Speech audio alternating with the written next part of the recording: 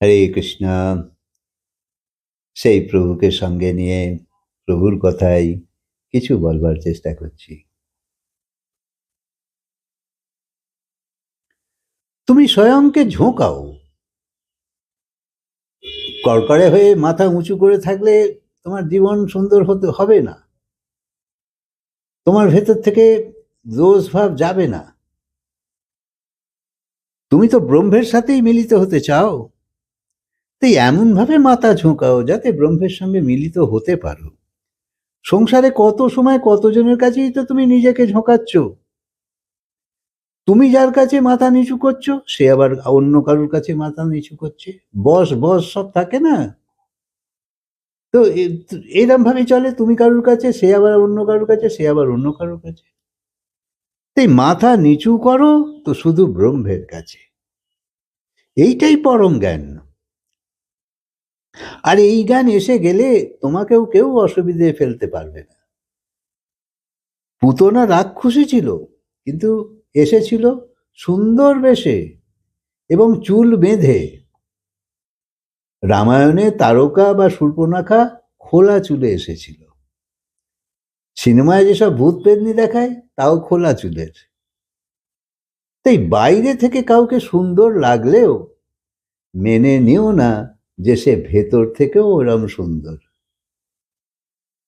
যখন কেউ কোনো কথায় হাসছে তা সত্ত্বেও সে শত্রু হতে পারে। সৌন্দর্যে মোহিত হয়ে যেও না, কারণ ভগবানও মোহিনী রূপ ধারণ করেছিল এবং সেই রূপ নিয়ে দৈত্যদের ছল করে মোহিত করে অমৃতের পাত্র হরণ করেছিল। সেই সাগর মন্থনের সময় দেবতাদের অমৃত দেবার জন্যে দৈত্যরা ছিনিয়ে নিয়েছে। দৈত্যদের থেকে কি করে অমৃতের কলসি নেব, তাই ভগবান মোহিনী রূপ ধারণ করলো।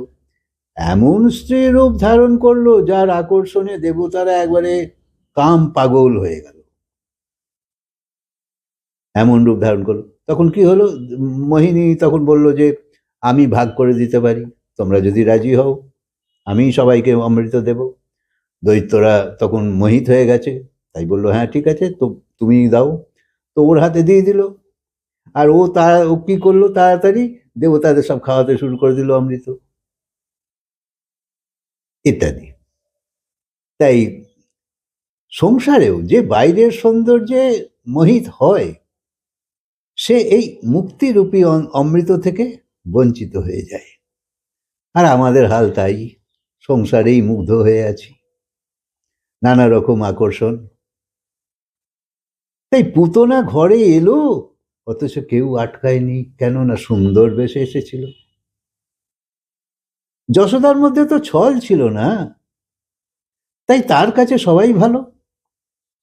যেমন পাণ্ডবদের পক্ষে যুধিষ্ঠির, সে সবাইকে সুন্দর দেখত, আর কৌরব পক্ষে দুর্যোধন, সে সবাইকে খারাপ দেখত।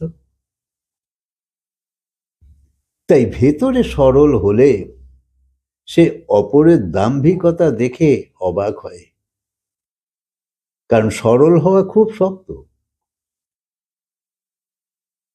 তাই অপরের কাছে অতি সরলতাও দেখিও না, তাহলেও তুমি বিপদে পড়বে।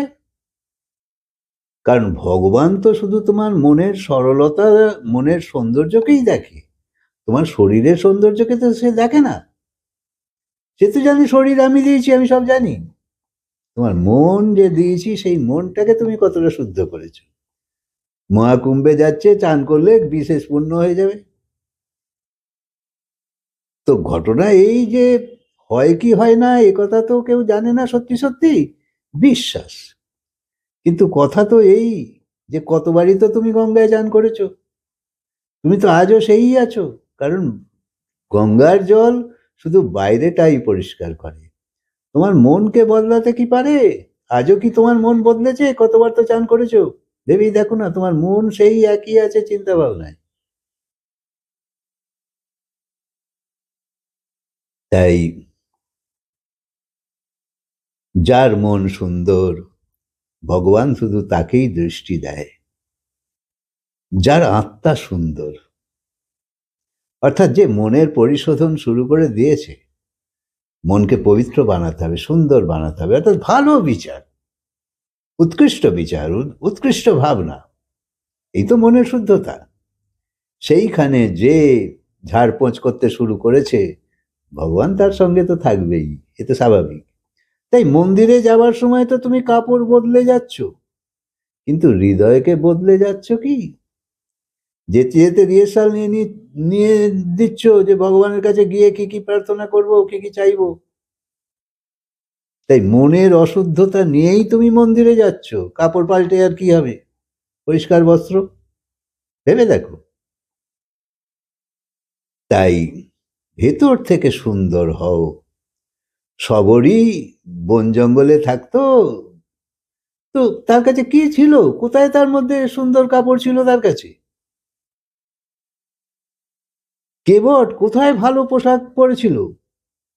ভগবানের কাছে যখন যে মাঝি ছিল, সরজু নদী পার করছে রামচন্দ্রকে, তার কোথায় ভালো পোশাক ছিল? তাই ভগবান বাইরের আভূষণের রূপে মুগ্ধ হয় না। ভগবান তোমার মন দেখে, তোমার বুদ্ধি দেখে।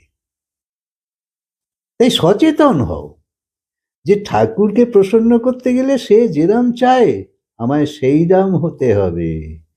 আমি সুন্দর পোশাক পরে চান টান করে এক থালা নানা রকম কিছু নিয়ে ভগবানকে দিতে যাচ্ছি যে আমি কত বড় ভক্ত। ভগবান সব বোঝে, তুমি খালি বোঝো না।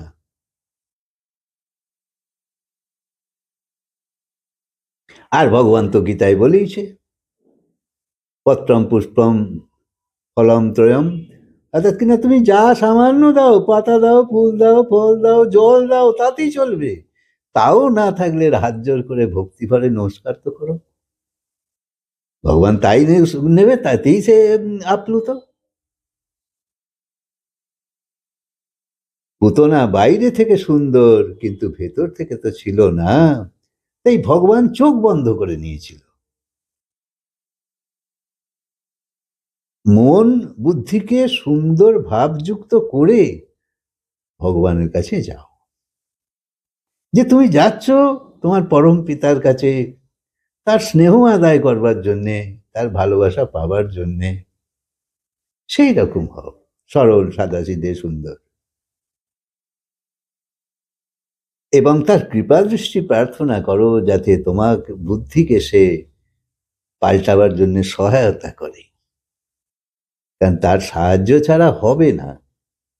সেই জন্যে উৎকৃষ্ট বিচার, উৎকৃষ্ট ভাবনা জীবনের সঙ্গে না এলে তুমি এগুতে পারবে না। আর এই সৎসঙ্গ তোমাকে বিশেষ উপকার করে, কারণ তুমি সব ভগবানেরই গুণ, মাধুর্য, স্বভাব সবকিছু শুনছো, ভগবানের স্বরূপ শুনছো, তার গুণ শুনছো, মাধুর্য সব শুনছো।